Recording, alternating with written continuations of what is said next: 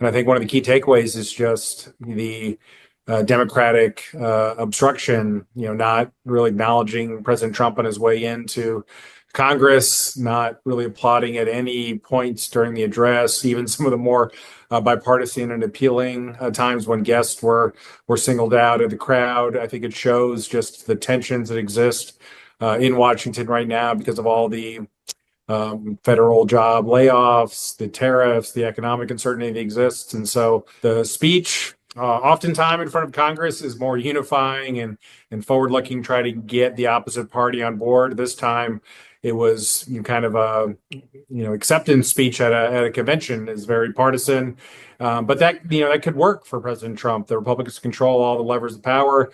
The most significant legislation they want to do, taxes, immigration, can be done via reconciliation, just requiring all Republicans. So if he can keep them all together, and I thought he did a good job on that on some of the hot social button issues, immigration, then he can still be successful with his legislative agenda. And that's clearly the path he took tonight. This is something that started Ronald Reagan in 1982, started inviting a special guest, drawing attention.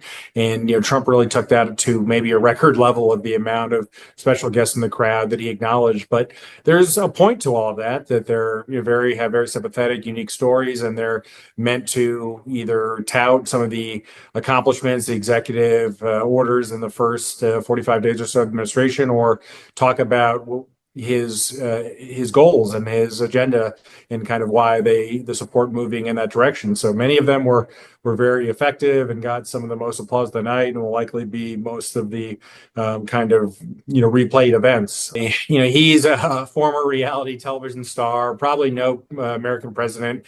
You have to go back to maybe Ronald Reagan has kind of understood the audience and cameras and angles and production. He was an actor as well, and so that's always been a big benefit and an attribute of President Trump. And he's always going to play for the cameras. You saw him kind of point to some people in the audience, calling out certain people, guests, also Elon Musk. And